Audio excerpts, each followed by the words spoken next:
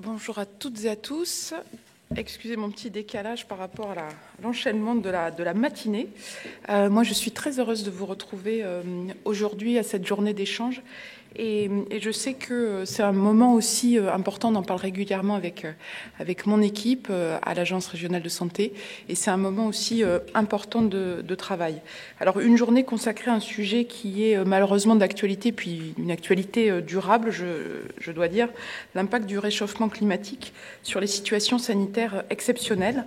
Le changement climatique, et on le voit, je pense à peu près chaque jour dans le monde, ce n'est plus une menace lointaine, c'est une réalité qui affecte déjà finalement aussi notre quotidien en tant que citoyen, mais aussi notre santé. Les vagues de chaleur, les inondations, les tempêtes, l'émergence de maladies infectieuses deviennent de plus en plus fréquents et, on nous l'avait dit, deviennent aussi de plus en plus intenses. Ces événements mettent à rude épreuve nos structures sanitaires et médico-sociales.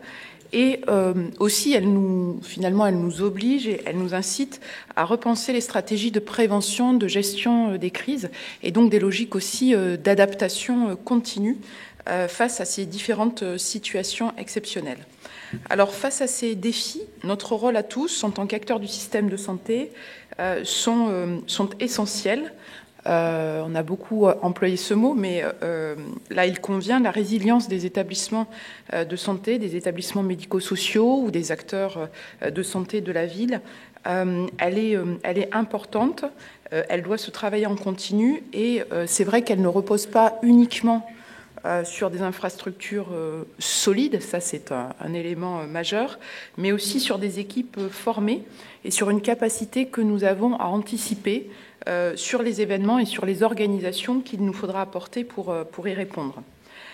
Le réchauffement climatique, il est global, mais ces réponses, elles vont devoir être adaptées à la fois au plan régional et local, adaptées aussi aux configurations de nos territoires et puis bien sûr adaptées aux ressources qu'on peut engager face à telle ou telle situation.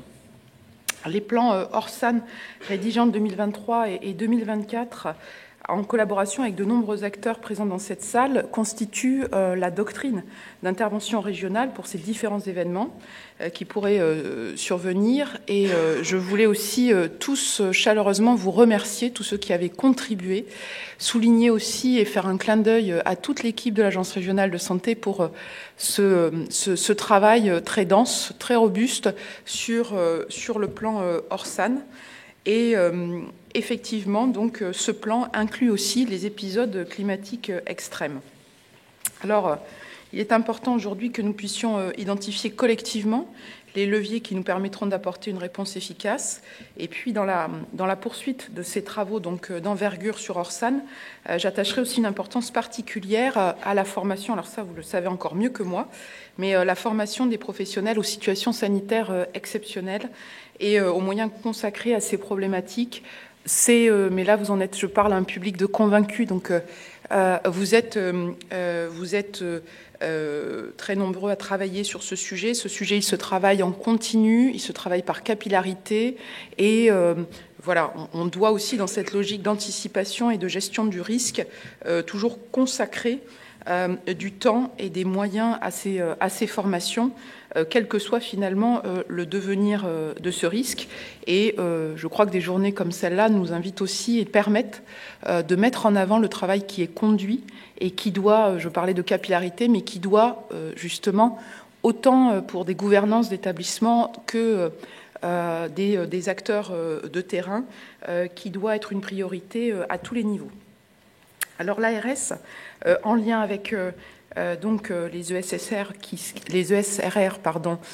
que sont les deux CHU de Rennes et de Brest, appuiera les structures dans la rédaction de leur plan de gestion de crise. Elle sera bien sûr aux côtés des structures qui connaîtraient une situation sanitaire exceptionnelle. Ça, c'est notre mission première. On a pu le voir, et d'ailleurs même quand on fait la rétrospective, finalement, année après année, on voit qu'il y a des gestions d'ampleur territoriale ou régionale chaque année que l'on doit accompagner en termes de réponse et de gestion de crise.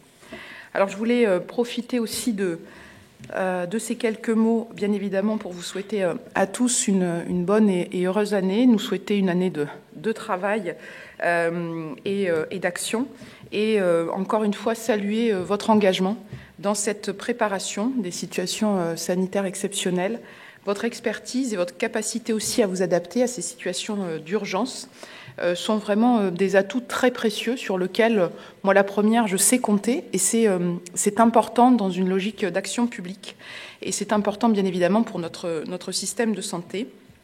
Et donc, voilà, je crois que le programme nous permettra de manière très pratique aujourd'hui de voir comment toujours améliorer cette anticipation face aux conséquences du réchauffement climatique et protéger la santé de nos concitoyens et permettre aussi à tous les professionnels de pouvoir acquérir aussi cette adaptabilité et cette capacité à répondre dans des organisations qu'il faut souvent être très réactives.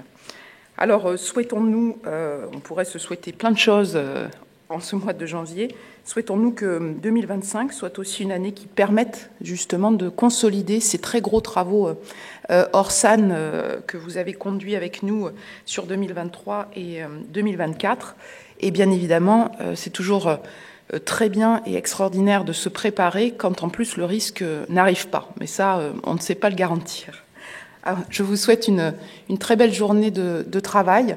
Et puis, moi-même, je devrais vous quitter vers 11h, mais je serai très attentive aussi aux actes et puis à tout ce qui pourra justement ressortir en termes d'axes prioritaires à l'issue de vos travaux et des différentes présentations qui auront cours tout au long de la journée. Donc, encore merci à toutes et à tous.